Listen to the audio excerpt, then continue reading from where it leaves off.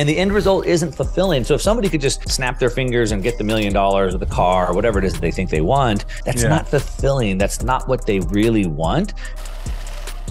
It's the biggest problem that I see is everybody wants to come in with $1,000 and they want to quit their job and they want to be a full-time investor. But that's just not the way it works. Even the best, the most successful investors in the world still go to work at a business. No crypto, no meme stock is going to return 20x.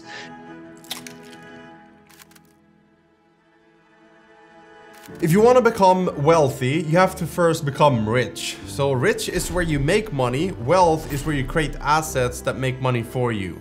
If you want to make more money, you have to first understand how money works, the global economy, and maybe even market cycles, because there's market demands. And so in this episode, I had a chance to interview Mark Moss, the #1 YouTube financial analyst. I've been watching his stuff for years. And now this summer, I had a chance to spend time with him at Capital Club. We had lunch together and we talked about his funnels, how to make money first, because you can't multiply millions before you've made millions in your business. So we talk about a lot of different revenue streams, a lot of different online businesses, and then how you can take that to the next level and multiply it in an economy that is a little bit uncertain. So with that being said, let me introduce Mark Moss.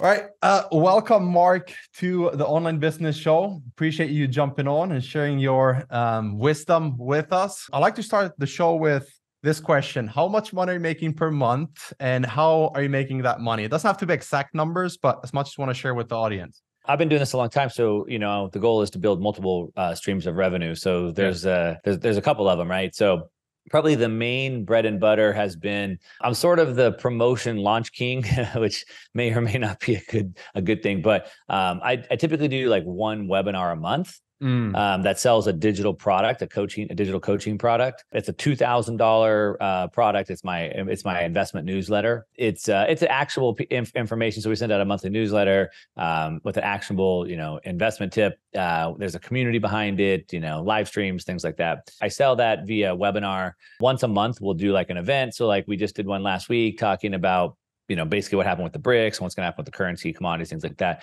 So that usually brings in about $150,000 to $200,000 per event. So I do like those once a month.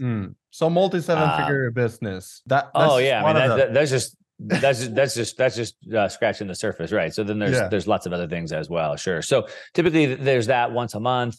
And then, after that, then people pay monthly. So then there's like monthly recurring revenue that comes in on top of that. And then I have a couple high ticket coaching programs. So I have a business coaching program it's a $18,000 a year program. And then I have a high level, 7-figure plus high level investment coaching program. That's a $50,000 program. Okay. So we sort of have those different programs as well. So so multiple streams of income coming in for sure. And then I have a nationally syndicated radio show and a big podcast. So then I have a bunch of sponsors. So just the shows and the sponsors are also multiple 7 figures as well. So kind of there's the media side with the sponsors that are kind of multiple 7 figures. I have the product sales that are 7 figures. I have the coaching products that are 7 figures. Anyway, hopefully that's something. I can keep going. I mean, I have an investment fund, so I'm a partner in an investment fund called the Bitcoin Opportunity Fund. I'm an advisor for multiple companies in the Bitcoin space. So then those all pay very well. But Warren Buffett said, I think 7 streams of income, right? So like that's the goal. Yeah, but you didn't start with 7, so I think it's important for people to see what's possible. And then it's kind of like the journey to getting to that point, because I'm a big believer in that as well. And I'm not making close to what you're making, but I still built a 7-figure business with multiple streams of income and with the focus of building a business that I enjoy. So how do you pick the revenue streams? Is it more so like, this is what the market needs, there's a gap here that I need to fill? Or is it like, I love spending all my time researching and looking for data, and reading the market. That's great. What I'd say, first of all, before I answer that question, is to the point that you just said, I just threw out a whole bunch of things. And obviously, that's not where you start. That's where I'm at after decades of doing this. And it's super important to understand that specific piece. In some of these high ticket coaching programs I'm doing, I've decided to start, I'm going to start kind of closing that down a little bit. And what I'm going to do is some of these businesses, I'm going to start going deeper with them and taking equity in the businesses now. And with one of the companies I was talking to, they're like, well, we're talking about how I can incorporate this into my personal brand and how I can tell the story. And someone's like, well, here's what Alex Hormozi does. He does it like this. And I said, well, I'm not in the same place that Alex Hormozi is. I have to look at where Alex Hormozi was 7 or 8 years ago. I have to do what he did 7 or 8 years ago. I'm not where he is. And so that's a very important piece. Don't try to compare yourself to where I'm at or where you are, Gusten. Try to compare yourself where I was when I first started. And so this is the biggest problem that I see with most people coming in is they think, how can I go make $1 million? Yeah. Well, you make $1 million, you make $1 million by first making one. Making $1. And I actually just I just recorded a reel for social media this morning where I was basically saying, look, if you don't earn it, you don't deserve it. And the problem is everybody wants the end result, but it's not the end result. It's not the kill. It's the thrill of the hunt. And so what we want to fall in love with the journey and the process, not the end result, because the end result keeps moving. And the end result isn't fulfilling. So if somebody could just snap their fingers and get the $1 million or the car or whatever it is that they think they want, that's not fulfilling. That's not what they really want. And so we need to learn to love the process. And so, I just threw out a whole bunch of things, but start back where I was 20 years ago. So let's talk about that. How do you choose that thing? And this is a very important piece that I'm pretty passionate about, Gusten. So what I think is that as I say in my videos, I start out by saying everything you've learned is wrong. And that's because the system has taught you how they want you to be in the system, as Luke would say in the Matrix, right? And I don't want to be in the Matrix. I want to be on my own. And so the old adage of go to school, get good grades, get a good job, save for retirement, like that is not the life that I want. And what happens is most people do that. They get this job, and then on their weekends, they try to have like a little bit of a life. For me, what I did is, and what I recommend to other people listening, and I tell people all the time, figure out the lifestyle that you want first, and then learn how to make money to support the lifestyle. So I think that's the most important thing. Now, you asked me, how I got into what I'm doing. And so I've been making money online for, over 20 years now. And it's always started where I'm putting my interest. So for example, the first internet business I started was 2001. I started an e-commerce business selling motocross dirt bike stuff online. Why? Well, because I rode dirt bikes and I was very passionate about motorcycles. So I sold that stuff online, right? And then I started working with high-level athletes in the action sports space. And then we moved into snowboarding and surfing because I did surfing and snowboarding. So it was around those types of things. Then, I sold e-commerce, for example. The very first later I started I was like maybe what you consider like drop shipping. I was ordering stuff from China, sent it to fulfillment centers and sent it out as mostly selling on Amazon and eBay. And the first product I was selling were like these LED light bars that go on like off-road cars. And the reason why is because I wanted one for my car, and I started doing all the research, and I saw how much they were selling for, and I figured I could get them made for cheaper. And so I started selling those. And then I wanted an electric bike to go to the beach. And so I was like, man, they're $3,000. I can get a kit made for $200 and convert it. And I started selling electric bike. So most of that has come from where my attention is. Now today I'm writing an investment newsletter, and that's because I got wiped out in 2008. I realized I was really good in business, but I didn't understand the financial system. So I need to go understand that. So I've spent the last 12 years digging in deep and understanding that for my own selfish reasons. But then I'm figuring, well, shoot, I'm doing all this research. I'm learning all these things. Why don't I just share it with other people? So you notice that the trend through all of that is always things that I'm doing. And then how can I just offer to other people and make money doing it? Yeah, I like that. I heard in an interview you shared as well, you were heavy into real estate. So maybe talk about how you got into real estate and now what your main focus is. I think you shared at Capital Club, you shared this, what's it called? The method where you put 95% of your focus into generating new money versus having a job, putting 200 a month into the crypto bull market. I get thousands of comments a week across my, social media, and thousands of investors have come into my newsletters and things like that. And the one problem that I see that's probably the most, it's the biggest problem that I see, is everybody wants to come in with $1,000 and they want to quit their job and they want to be a full-time investor. But that's just not the way it works. Yeah. Investing is what you do with your money after you've made it, but you got to make it first. Today, everybody's kind of glorified by seeing these dreams of, oh, this crypto guy made this money, or this guy's trading options on Robinhood, or this guy made it big in this, meme stock or whatever it is. But like, those are the stories that you see. Like, yeah, people win the lottery too, sure. Yeah. But like, that doesn't mean that should be your wealth plan or your retirement plan is playing the lottery. And neither should chasing crypto or meme stocks or whatever that may be. And so you have to wonder why the most famous, the most successful investors in the world, like Warren Buffett, still goes to a job at a business every day. His business is called Berkshire Hathaway. Yeah. Ray Dalio, the founder of the largest hedge fund in the world, Bridgewater Capital, still went to work every single day at a business called Bridgewater Capital. And so even the best, the most successful investors in the world still go to work at a business. And that's because we have to create the wealth first. We create wealth by providing value to others.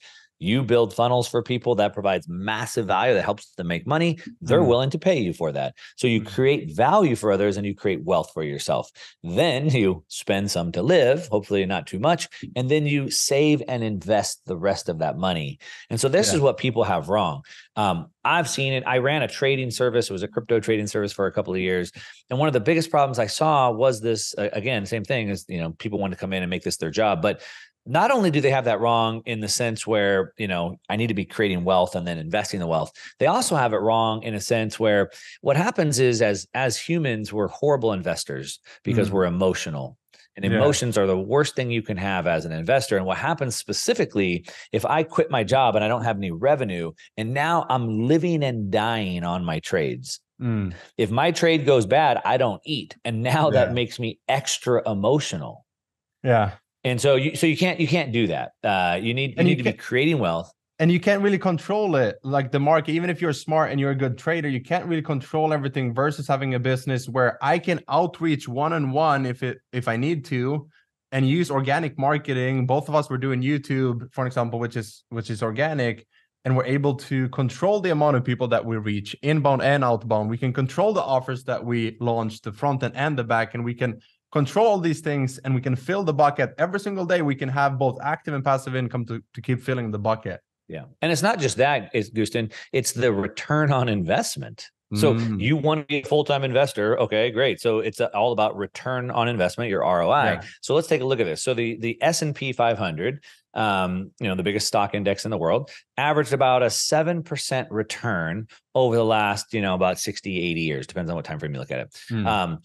Ray Dalio, as I said, maybe one of the most famous and most successful investors in the world, his fund, Bridgewater Capital, has a fund, and they averaged 7.7% return. Okay. Now, George Soros, the evil George Soros, arguably one of the best investors in the world because he crashes governments on purpose, he's made about 30% per year. Okay. But that's still 30%. Now, let's just compare this to, I just did a webinar last week and I spent $0 and it brought in multiple six figures. That's a pretty good ROI. That's way better than 7%. It's even better than 30%. Another company that I told you I'm coaching and now I'm taking equity in, we took them from doing live sales events to doing now virtual sales events. And we're getting a 20x ROAS, 20x ROAS. Like, you're not going to get that in the investment world anywhere. No crypto, no meme stock is going to return 20x. And so not only is it just doesn't work, and not only is it not sustainable, and not only does it mess up my emotions and then make the whole thing collapse, you can't get a 20x. And to the point you said, you can't control it. So from that perspective, that's why you said at the Capital Club, I said the majority of my time goes into creating wealth. Then I think about, how do I invest my wealth to continue to multiply and protect it. Yeah. And you mentioned Hormozi earlier. He said something like, I only invest in companies and we take equity and add them to a portfolio if I know that I can use my skills to growing that company. And he went pretty quickly from like 10 million to now 200 plus million valuation in his portfolio. Maybe let's just go deeper into that. So you're kind of doing something similar. So what's your strategy there to build wealth while having fun, while building businesses in this market? So back to kind of what Hormozi said there, it's also sort of what he learned from Warren Buffett. He quotes Warren Buffett all the time. And I just made a video on my YouTube channel just a week or two ago talking about Warren Buffett's, I think it was $118 billion secret. And basically, I'll spoil alert here, Warren Buffett's secret is that he only invests in what he calls his circle of competence. So he only invests into companies that he knows and understands. Warren Buffett says that diversification is for people that don't know what they're doing. He says that you should put all your eggs in one basket and watch the heck out of that basket. And so what does that mean? So like, I know real estate. I started at 18 years old buying real estate. So I still buy real estate today because I know that really well. I don't really get into like biotech stocks, for example, because I don't know anything about biotech. Right. So I stay away from that. Now, I've been an investor in energy for a while. I'm a partner in an oil field. I grew up in Texas where the oil capital of the kind of the United States. I get that. So I invest into oil as well. So I invest into things that I know, but mostly into business because that's what I know. Right. So I invest in businesses. Now, I think that's what Hormozi's talking about. Now, back to kind of what you're saying. The way that I look at my investments is I look at it, and I talked about this at my presentation at Capital Club, but the way that I look at my investments is really, I changed the thinking in my mind, and it's just a little paradigm shift, and it's a shift of words. And instead of investing, I think of it as savings. So I earn my wealth in my business, and then I save my money. Where do I save it? Well, I save it in real estate. I save it in Bitcoin. I save it in gold. Well, you would say that, but that's an investment. Okay, sure, whatever you want to call it. But for me, I call it savings because then it allows me to think long term. That's where my money goes in parks, because the goal, you have rich and you have wealth. Rich is high income. You want to get rich, make more money, make more income. Wealth is your assets that continue to go. So the goal is not to just make more income. The goal is to grow your assets over time. That's wealth. And so I want to buy more assets. I want my assets to continue to grow. If someone says to me, which they do all the time, hey, Mark, when will you sell your Bitcoin? Like you don't understand the game. The game is to get more assets. Why would I ever sell my assets back for dollars again? My goal is to get my dollars into wealth. And so I think of it as savings. Now, I do think of some of investing, and this kind of goes back to the Hormozi thing. So I like to invest what I would consider investing into more speculative plays. So I'll invest into businesses that I do understand and I know and I can control. Or I like to do a little bit or I do a little bit of speculative betting. So like venture capital type stuff and private equity stuff, but typically only in businesses that I know and I can help and control. So that's how I do it. Is that in the financial market as well? Or how do you look at because for example, some investors look at the person and they invest into the people, even if it's in something that they may not or understand fully in terms of the market. Is it for you a mix of the right people? I trust these people. It's also something where I can add value to their end users. It's both, right? So I have a fund, a Bitcoin opportunity fund, because I know Bitcoin. And so we invest into businesses through the fund that I know the industry, and then we can help in the fund. We'll help them with their business however we can. But back to kind of the question that you'd asked me, sort of like this, as I told you, sort of the way that I'm changing my coaching business now, going from where I'm helping all these businesses, now I'm going to go deeper. And the reason why is part of what I talked about at the Capital Club presentation, where I talked about most businesses owners don't understand that it's really a game of equity. And this might be something that you want to think about, right? It's a game of equity. And so, in my main business, as like this newsletter business, my media business, that's as it says behind me, the Mark Moss Show. That's the Mark Moss Show. My newsletter is written by Mark Moss. I may make millions of dollars per year, but in 5 years, it's worth zero. See, equity sells on multiples. It could be a 5 times equity revenue. It could be a 10 times. It could be a 20 times. And that's in my control. So the checklist to go from 4 to 8 to 10 times equity is a checklist. And I can just check each one off. I can add subscription. I can have multiple locations. I can have systems, all these things, and I get extra multiples.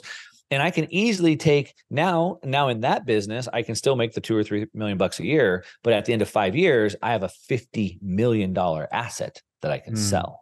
I was going to say, so the portfolio, do you try to build it into one asset portfolio where a buyer would look at it and say, like, all of these make sense, they flow together, they fit together, let's just buy the whole thing, versus being a little bit scattered because you had multiple passions? No, it's going to be individual pieces. So for example, the one that I'm kind of really have been throwing my hat in right now is I took one of my coaching clients. I agreed to take an equity position in their business to help them transform and scale it and grow it. It's going to be my Hermosi moment. Okay. We're going to do $100 million. We started a new business just this month in September of 2023. And the goal is to grow that to $100 million valuation within 36 months. And I have an equity position in that. And basically what we've done is we've taken this little brick and mortar business that they've had, and they've sort of proven it in that model, but we're going to take that and turn it into a virtual business because that's my skill set. That's what I do. As I started out by saying, I'm sort of like the launch promo king. And so back to like working with businesses that I know, understand, and I can help. And so I have a certain set of skills. I have been selling digital products, digital courses, digital coaching, digital marketing services virtually. This business is a brick and mortar business. So I've come in, we've launched a new co to take what they've done brick and mortar, launch it digitally, and we're doing it, and we're crushing it, and we're going to crush it. What's your growth formula for taking local business? Because there's so much digitalization that is needed for a lot of them. Well, I'm doing what I do. So what am I doing? I told you I'm coaching, right? So I'm doing digital coaching. And so they have this brick and mortar business, but I'm like, hey, that's cool. Like you have this local business and people come in and receive your services, but this is the fastest growing, one of the fastest growing businesses in your segment in the country, in the world. And all these people want to get into this business, but they don't know how. So why don't we create a program that coaches people on how to do what you've done with this local business? And so now we've done, again, it's a coaching business, it's an academy business, it's a marketing, so it's more of like a coaching marketing business, selling the model that they've created locally. Because I don't know anything about that local business. I don't want to know anything about that local business. For me, I don't ever want to be involved in brick and mortar businesses because I want the freedom to move around the world. But what I do know is I know digital courses, I know digital coaching, I know digital marketing. And so we're going to take that business and launch, and that's why I said it's a new version. And now we're going to sell coaching, marketing services out of that business, which is what I do know. In terms of pricing, a lot of people have questions on how to price my first coaching program. And another big trend is recurring revenue right now. And you can do that through memberships or newsletters or payment plans. Talk to me a little bit about how you like to structure offers. What's your preferred like business model, if you will, where you're like, this is the value ladder that I would install in every single business that is listening right now? So the first thing I want to say is that you can only sell or help other people with things that you've already done and solved for yourself. Yeah. Way too many fake gurus online. And it bothers me. Like I'm at the biggest marketing convention here in the United States, and they're telling people they should start like digital marketing agencies and social media marketing agencies. And I'm like, no, none of these people have ever done that on their own. They can't go coach other people. Like, no, don't do that. So I'm a super strong believer is only helping other people to do something that you've done yourself. And the reason why it's super important is like, obviously you need social proof. And you should always be talking about things from I did this, I solved this, I helped this person solve this. But what you see people today, because they haven't done it, is they say, you should do this, you should do that. This is best practices for you, right? So first of all, I would, what I do when I coach people through my business program is the very first thing we do. Number one, we get out a piece of paper and we write down all the things that you've solved for yourself. I learned how to tie my shoes. I learned how to cook steak really well. I raised my kids. I tutored my kids. I did my own taxes. I write down all the things that you've done. Then make a list of all the things you've helped other people do. And that will narrow down the types of things that you should be thinking about right off the bat. Somebody in my coaching program last week, we were talking and he's like, okay, I finally got it. Here's what I'm going to do. I'm going to create a website where people can buy like branded gifts for people. I'm like, so like branded mugs and t-shirts. Yeah. I'm like, well, I didn't say it out loud, but I'm thinking like, that's not like a really good idea. I don't think that's gonna be a successful model. I wouldn't do that. And I said, why are you doing this? And he said, well, because, I have some Airbnbs and we figured that we could get way better bookings and charge more money if we give them gifts when they check into our Airbnbs. I said, well, that's a great idea. Sounds like you're pretty successful with your Airbnbs. You figured out ways to increase revenue. Why don't you help people do that? And there was 3 people on the call that said, hey, I have some rentals. Would you help me with that? One guy says, I have 7 rentals. Would you help me with that? And I said, look, here's on this call right now, 3 people have just said they'd want that service. Nobody said they wanted your branded mugs and t-shirts. Yeah. But the point that I'm trying to make here is he was trying to come up with something creative to do. Like, oh, I'll just make branded. Like I said, why would you do that? Why not just do what you're already doing? That makes sense? Because that's a bigger problem that you can solve for someone, which is worth more. And I was going to say there, I think the key for a lot of people when they get into coaching, for an example, is they feel like this imposter syndrome or, oh, that's not valuable because it's so easy for me to do. So I like to think in terms of the ROI financially or time-wise. Time if you sell it to successful people. Like what is the biggest problem I can solve for them that is worth a lot? Because then we can talk about profit margins and all of that, because if you can sell something that's higher ticket, you sell less of that, versus selling mugs and t-shirts where you got to sell like thousands of them and still not make any profit. It's funny, me and my friends, we once had a coffee brand and we started selling like a few hundred, and we noticed, like, we did the math, right? And we said, do you know how many coffee bags we need to sell for all of us to even get like a decent salary? And it was like 90,000 bags per month. And we said, yep, that's it. We're closing it down. And we went back to agency, high profit, education, consulting, and just things that we've done, like building funnels and that sort of thing. Somebody in my coaching program was starting a hat company. He wants to sell hats. And I said, same thing. How many hats would you have to sell to make a good amount of money? And it was like hundreds of thousands of hats. And I said, what would that look like? And this is what I always try to do. And I recommend anyone to kind of play this out. Imagine that you achieved your goal. What would your life look like if you achieved it? And then would you want that? So then I said, so what would it take to sell hundreds of thousands of hats? What kind of warehouse would you need? How would you pack and ship that? How would you manage the inventory? Because that's a big deal, right? Yeah. And I said, would you like that? Is that what you want to do? And he's like, no, actually, I don't. And I'm like, what do you do now? And he's like, well, I'm a sales rep. I sell, high ticket software for Fortune 500 companies. I'm like, well, you've been doing sales for a long time. Yeah. Have you ever been like top salesperson? Yeah, I've been top salesperson. Like, why don't you help people do sales then? Yeah. Right. And so it's like right in front of their face. And this is going to kind of goes back to what I said. I sold dirt bike products. I sold light bars for off-road cars. I sold electric bikes. I'm selling investment information. What am I already doing that I'm helping myself with that I can help other people with? That's just the obvious answer. And there's two good examples of that. And then to the point that you said, and kind of to echo on that one last thing, is I like to think of it like this. As you know, Gusten, you've been around lots of successful people. The people that are making no money, 100,000, a million, or even 100 million, they're really not doing anything different. We're all doing the same thing. Yeah. And so the way I look at it is I think about the fastest vehicle. So if I had a garage and I had 2 boxes, unassembled cars, and both cars need to be I have to open the boxes and put them together. They both need 4 wheels, 2 steering wheel, 2 seats, etc. One car is a Volkswagen and one car is a Ferrari. They're going to take about the same amount of time to assemble. Which one should I assemble? Well, I'll just assemble the Ferrari. So like, I try to always think about that. Like, what's the fastest vehicle that I can get in right now? And I'm constantly trying to up level and get to that next faster car.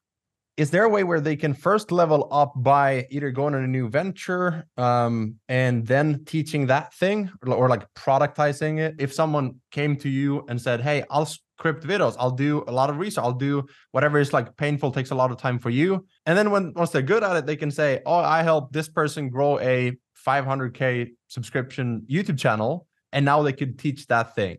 Or do you more so say, like, what are you good at right now? Let's start there and then work your way up.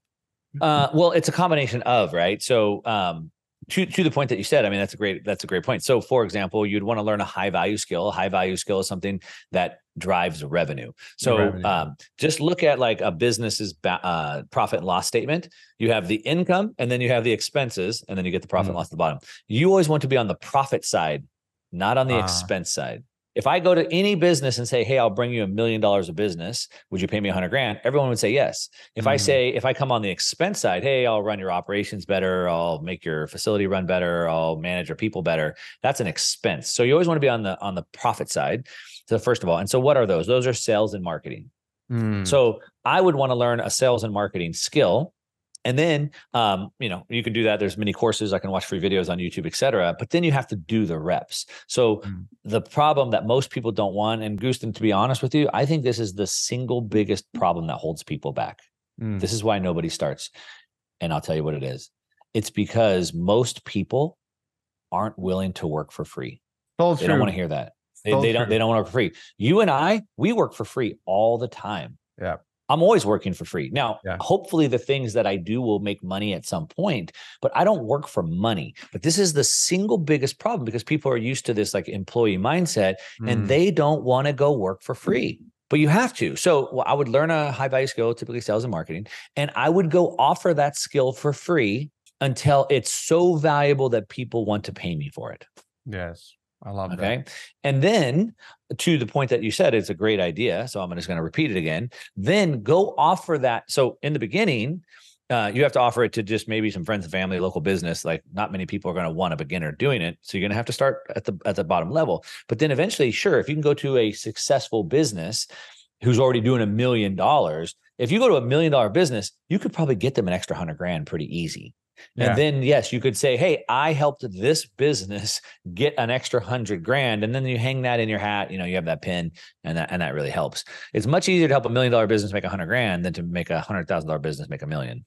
Yeah. I'm curious to hear how you structure your offers in terms of delivery, because if someone starts selling one-on-one services, they're done for you, and you can transition into done with you and done or do it yourself on demand. So like, what's the difference when you launch your offers in terms of fulfillment? How do you structure your offers? Yeah. So the first thing I always do is I always sell it before I build it. So what does that mean? So that means that I come up with the concept and the idea, and then I take it to my list and I'll run an event. So when we're selling digital products and courses, things like that, you always want to do a launch. So you always want the Hollywood model, not the Netflix model. On Netflix, you log in and then like they have like a new release. It's like just there. Cool. Hollywood spends months promoting the video before it launches. So first thing, everything should always be a launch. I have this new thing. It's going to come out. It's going to be amazing. You don't say what it is. You start creating curiosity. You start building pressure for this event. You start talking about it. Then you have the event and you launch the product. If nobody buys the product or not enough people to make it worth it, you just refund the people and you just scrap it and you go back to the drawing board. Now, assuming enough people do, then you move forward with it. Now, what should that model look like? Should you start, and you kind of laid it out pretty good. You have like 3 levels: do it yourself, done with you, done for you. So it's kind of like 3 levels if you want to call it that. Now, a lot of people run off of what's called like the Tesla model. So Tesla, the very first car Tesla launched was their most expensive car. And the longer Tesla's been around, they've done cheaper, cheaper, cheaper. So assuming that you're doing something that you already know and like, so you might tell, like, I'm kind of like into fitness. So like, maybe I'm talking about fitness a lot. I've been doing intermittent fasting for 10 years. I eat a super high fat diet. So maybe I want to do fitness. I've never done that before, but let's say that I did. I'm pretty good at it. I've helped other people get in shape. I've shared my, intermittent fasting diet with a bunch of friends. They've had amazing results. I could probably get a couple testimonials from them. So let's say that I want to launch this program. I've never done this before, Gusten, but let's say that I did. So what I would do is I might start posting on Instagram and stuff that, hey, check out me in the gym and look how much money I've made, or look how much weight I've lost and look at my friends. And then if you'd like me to help you get in shape, I'm going to do an event next Thursday. Right. So I start teasing it and I do an event, and then maybe I'll do it live on Instagram, or I'll bring everybody to like a webinar or whatever it may be. And I'll say, so here's the deal. This is how I've done it. And I sell the strategy, not the tactics. So the strategy is the high level, not the detailed tactics. And I'll show them how I've done it, how I've helped other people do it. And I say, so I'm going to launch this program. What I would probably do, because this is something I know and I'm good at, I would start with the Tesla model. I'd start with the coaching program first. And the reason why I would do that, one, it's the most amount of money. So I could sell like a coaching program for like $3,000 or $5,000 versus a do-it-yourself. Maybe it's like $99 a month. So I do that. But the more important reason why I would do that, Gusten, is because if I do the high ticket program first, the coaching program, as I'm coaching, I'm recording the sessions. And then all of those recordings can then be edited and turned into the course that I can sell later as a do-it-yourself model. So I'm getting paid to actually create the course versus going to create the course and hoping people buy it later. Plus you get all the feedback. So you keep editing, tweaking it. And then you could probably launch the lower model down, which would be the done with you. So now let's say you're doing, one-on-one coaching is $3,000 to $5,000. Now I might do it, done with you. So now that's like $1,000 product, which has all the courses. And then we have like group coaching sessions. And then I might have like a $200 product. That's just all the videos and training, but then there's no coaching in there. Maybe talk about a few examples of how you took an average offer as you coach clients or you invest with their business. Is that kind of like the model? You do templates, you do coaching calls with them to support them, and then what's your checklist, if you will? The first thing, and unfortunately for me, Gusten, this is a lesson that I just kind of got smacked in the face with a few weeks ago. Just kind of realized like, oh shoot, I messed up this one somewhere along the way. Is that there's 3 ways to grow a business. That's it. Super simple. 3 ways. First, you get more customers. That's where everybody focuses, but that's the hardest part. So get more customers. The easier ways to grow a business is number 2 is sell more things to those customers. So now you have like a value ladder, you have different products, upsells, things like that. And then 3, increase the frequency in which they buy. And that is the third option. That is the most important thing. And to be honest, that's where I think most people should spend all their time focusing. That's a continuity program or a subscription program, whatever you want to call it. I think that the way the business should be structured, and like I said, I just kind of this was sort of like this epiphany that I had a few weeks ago. And now I'm revamping all of my businesses, including this new one that I'm working on that I'm just telling you about that just launched this month. We're redoing the whole thing. And so the entire business, the entire stack, if you will, or a value ladder, or whatever you want to call it, a customer journey, which means let's just say hypothetically, I have the 3 levels. I have the do-it-yourself course driven, I have the done with you with a coaching, and then I have the high level coaching, let's say. But all of those things are in support of my continuity or my subscription business. And everything I do, every additional course I add, every live event I have, everything I do, the purpose is to get more people into my subscription business. I like that. And so I think that's a big piece that I was missing. And now I'm revamping all my businesses to bring that back. So I would have the 3, do it yourself, done with you, done for you. But it would all be centered around that continuity, that coaching program. Now, what would be in these things? I mean, it just depends. I mean, typically the more they pay, the more access they get to you. In the beginning, if you're just starting out, I mean, you don't have anybody that's beating down your door to get your time. So you're going to give away a lot of your time for cheap. As you make more money, those programs just get more and more expensive as more people want them. But I really think it should all be centered around that continuity piece. Now, if you're a physical product, for example, it could be like a subscription box. So every month I send a box out to you and you have different things, or, we auto ship the coffee to you. You use coffee every month, right? So every month I send a new bag of coffee plus a couple little gifts in there, French press, some different flavored creamers, whatever it may be, soaps, whatever. But if it's a digital product, it can be like an online community where now members can chat between each other. Maybe once a month, you're going in there and doing so like typically a model that you would do would be like a monthly deep dive lesson that you would teach. So for you, for example, you might go in there once a month and do like a deep dive on like, here's how I structured this new funnel for this promo, or here's new plugins that we're adding. So that's like one thing I would do with like a Q&A. So that'd be pretty powerful. 2, then what you would want to do is sort of like what we call like a member makeover. So like bring somebody in the community up and say, what problem, let me see your funnel. What's wrong with it? What can we do to help you? And then I might show 3, I might show like some behind the scenes stuff. So, hey, I worked with this client. Here's some things that we solved for this client. Those are like specific things that you don't find on YouTube or AI, for an example. Right. Because it's like case studies of what you're doing. Case studies. Behind the scenes, like case studies. And this should be easy. And this is actually a key piece. And just to kind of jump backwards a little bit.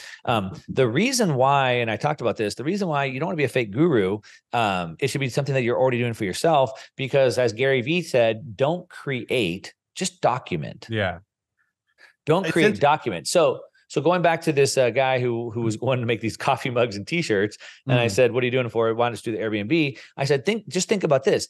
If you have to start creating content for mugs and t-shirts, what are you even going to make? How are you going to do that? But every day you're working on Airbnb stuff. So why not just document what you're doing with your Airbnb stuff? And back to kind of your hypothetical example, if you're going to create a community, it would be like, hey, here's an actual funnel I worked on for this client. It's just documenting, right? Yeah. So it should be super easy. So I would do like one lesson a month. I would do like one member makeover kind of a month, like bring a member up and kind of go use them.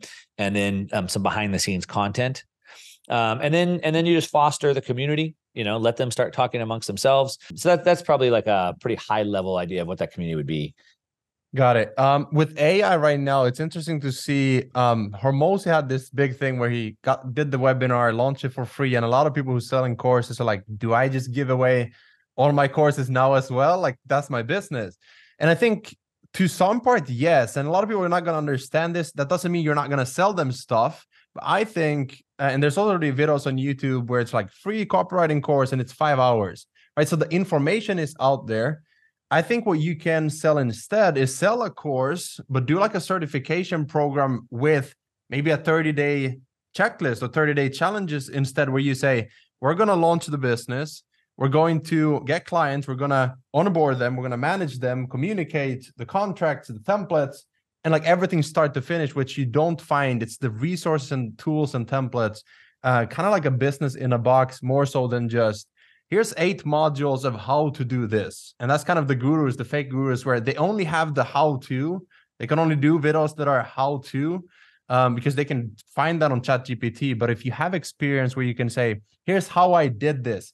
In fact, in my certification program, I have slides of DM conversations. I just blur out the name and like, here's what they said. Here's what I said. And it's like similar to what sales trainers are doing when they review calls. Here's what they said. Here's the objection. Here's what I did to overcome that. So I like that. Yeah. What I'd say about that is I think, first of all, I think there's a difference of an abundance mindset and a scarcity mindset. Yeah.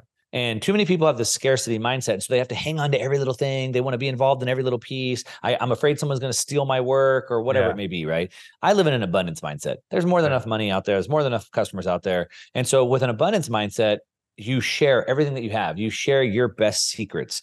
Everything in your course, just talk about it publicly. So if I talk about everything in my course publicly, why would someone pay me? The reason why they pay you is for implementation. Yeah. That's why they pay you. Yeah. So I hate to break it to you, but there's nothing in your course and anybody's course that isn't already out there on the internet. You don't have any new information. It's already there. What you do, what people pay for is they pay for time, compressing time, saving time. Hormozi calls it speed. And they pay for certainty. Yeah. I've done this for myself. I've helped 100 people do it, and I can help you as well. So what you're willing to pay for is time or speed. Sure, you can go spend 1,000 hours on YouTube and you can find 1,000 ways to do a workout. I mean, look, these guys like Athlete X, he's got like 10 million subscribers on YouTube. Yeah. Right. And he does his workouts and then he sells workout programs. Why would I buy a workout program from him when all his workouts are just on YouTube?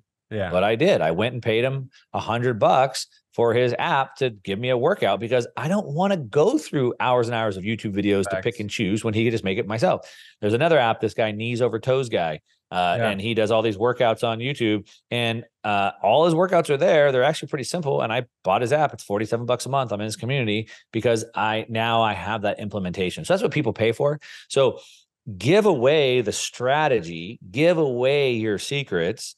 Now, what you could do is give them in random order. So like today, I'm going to talk about this piece. Tomorrow, I'm going to talk about this piece. And that way it's harder for people to kind of put together. You can talk a little bit higher level if you want strategy, but people will just pay you for the implementation piece. They'll pay you for the coaching. They'll pay for the certainty of the results that you can bring. Yeah. Especially if you're selling coaching, they pay for accountability. I saw someone call it like grown up hand holding or something. It's just, people pay for accountability. I know because I've paid 30 grand for a coaching program that was mostly for, insights, but more so like it's problem specific and it's sequence specific, meaning when I need that one thing, I don't go on their YouTube channel. I just message them. Right. So it's that. So you're saving time. Yeah, exactly. You're saving Successful time. people value time more so than just like, oh, how much am I paying for the thing? Another thing that the difference with the poor and rich people is that, you know, rich people, we don't think about it like as spending. We think of it as investing. Yeah. Right. I'm not spending money. I'm investing money. When you went to Capital Club, you paid money to go there, but like you made connections, you made contacts, and like you were investing into your career. If I 100%. buy a course, which I buy lots of courses, I just bought a $40,000 program that I'm going through right now. I paid that money, but that's an investment. That's not an expense for me. And so I think it's just a shift in mindset. Yeah. Look at your studio. I mean, that's an investment. This here, instead of a garage at home, I built an office for 50,000. That's an investment. And it goes back, both of us, what we're doing is, I think, something that people are missing when it comes to coaching courses and everything. And that is building a personal brand. Because yes, assets are great. And long-term, that's what you want. But if you want to make money and a lot of it and get consistent cash flow and build your community, you want to build a personal brand. I don't know how much time we have to go into that, but maybe touch a little bit about how you've grown your personal brand so quickly on YouTube. Yeah, I think, you know, with the personal brand, I think there's a couple things. First of all, I would say I started out from the beginning, and still to this day, I think about every single piece of content that goes out should bring value. I've always thought like the last thing I want is someone to watch a piece of content and go, that was a waste of time. Yeah. That'd be like the worst thing. And I remember people, you know, like, hey, let's jump on, let's do a show. I'm like, hey, what are we gonna talk about? Oh, we'll just talk. I'm like, no, I don't do that. Like it needs to be planned. I want to make sure it brings value. So I think that's like the highest level. I think consistency, you know, you hear that a lot, but like just showing up over and over and over and over is important. And really it's all of life. You think about compounding, the law of compounding. Einstein says that compounding, like compound interest, those who don't know what it is, pay it, and those who know what it is, receive it. And everything in life is compounding. So for example, if I make a good piece of content and you watch it and you're like, dang, that was pretty good. The next time my video pops up, you're very likely to watch it. If I make a bad piece of content, you're probably less likely to watch it. Yeah. And so things compound. If we have an interaction that was positive, we're more likely to do another interaction together. So everything compounds. So when you're creating a personal brand, one, making sure every single piece has value. Number two, consistency over time could be, and three, understanding that law of compounding. There's a whole bunch of like tactics that you can go into. The other thing I would say is like, really the way that you grow a personal brand is by showing them what you are doing in your own life by, again, back to Gary Vee, documenting, demonstrating, not trying to create. And obviously on YouTube, I do create content. So I'm creating stuff on macro. So it's a little bit different. The personal brand, you know, so it kind of varies on what you're trying to do. But I think, you know, like Gary, back to Hermosi, I mean, he's got massive credibility. If he sits down and tells you how he built his audience to 5 million people, you're going to listen because you know that he did, versus someone else could tell you the exact same thing and you probably wouldn't listen because they don't have that credibility. And so you want to make sure that you have credibility what you're talking about. You know, I talk about my story, how I built up a multi-8-figure portfolio. I lost it. I had to rebuild a multi-8-figure portfolio. You know, I've demonstrated this over and over and over. So then it gives that credibility of what I'm talking about. And so I think you're really looking for that, talking more about here's what I'm doing, here's what I'm helping people do versus what you should be doing to other people. You know, being vulnerable, you know, being truthful. I tell people I lost multi-8-figure portfolio. Like that sucked. I got wiped out. And that's painful. And I tell people that I'm not trying to pretend like everything I do wins. I mean, I have losses just like everybody else. And I talk about those. I just did a big launch a few months ago that I thought was going to crush it. I thought it'd be at least a $500,000 launch. I was hoping it might be $1 million launch, and it fell flat. And I had to refund people money. I didn't have to, but I decided not to move forward with the product. And so, you know, I talk about all that stuff, and I think that's important as well. So those are kind of some high level pieces. Obviously there's a bunch of tactics depending on where you're trying to go and what platform you're on. But I guess the last thing I'd say, and I did say it already, was consistency, but like really, I think it was Bill Gates, who I'm not a big fan of, but I think he said that, I think he said that most people underestimate what they can do, or they overestimate what they can do in a year, and they underestimate what they can do in 10. And so, you know, when I started doing the YouTube channel, I didn't have any big notion of like, you know, the things that I've achieved today. I never expected those when I set out to do the YouTube channel. I just started doing it, and I kind of approached it where it's like, hey, it's probably going to take me 4 or 5 years to gain traction. So I'm just going to commit and I'm going to do it for 4 or 5 years. And that was just kind of it. And because of the compound effect, you don't care if it doesn't grow super fast the first 1 or 2 years, because you know that those videos are going to stack on top of each other and people are going to keep coming back. And now they're going to start sharing your stuff. YouTube is going to recommend it. Your quality will improve because you're stacking new skills. You get more insights. You look at the data, the click-through rate. And that is also compound interest in terms of social media. It's very different than Facebook or Instagram as well, where content get lost. Now people can look for you. They can look for the topics. Plus, you're pushing it, and every single video compounds to where not only do the videos get more views each, your channel as a whole, and now you have funnels where you automate front end to back end. You sell leveraged products, courses, coaching, monthly recurring revenue, maybe a software as the foundation. You build assets, you invest into wealth generation in assets like other companies. I think that's a pretty good blueprint to leave people with. So appreciate you taking the time. I want to save the last question for outside of business. Looking back, maybe I don't know, how many kids do you have? 1? 2. 2. Same here, 2 daughters. So if you could leave 2 them, daughters.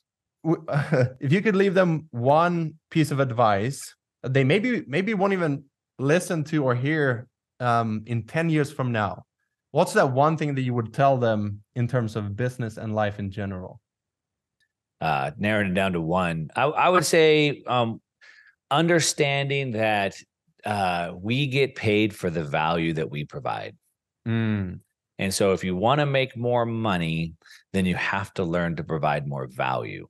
I like that. And that means you have to up level your skills. You have to reach more people. But I think that's the rule. You want to make more money, you have to provide more value, and just constantly learning more skills so I can continue to provide more value. That's probably the lesson. If I had to boil it down to one, I would say that, yeah. Because I think about this a lot when it comes to my own kids. I have a lot of principles and worldviews and everything. It's like, how do I become a good father? And I think the lesson is like, they watch more what we do than listen to what we say. So if we work on ourselves, becoming 1% better each day, they're going to watch our journey and they're going to learn how to think, not just what to do because other people tell them from the outside. So thank you, Mark. Sure hope that's right. I sure hope that's right, Gusten, because they sure don't listen to anything I say. I appreciate it. I hope they're getting it from watching. Yes, they will watch this interview hopefully as well in the future. Appreciate you, bro. Thank you for coming on the show, for sharing your wisdom with our audience, and we'll talk again soon. Yeah, thank you. Appreciate it. All right, bye.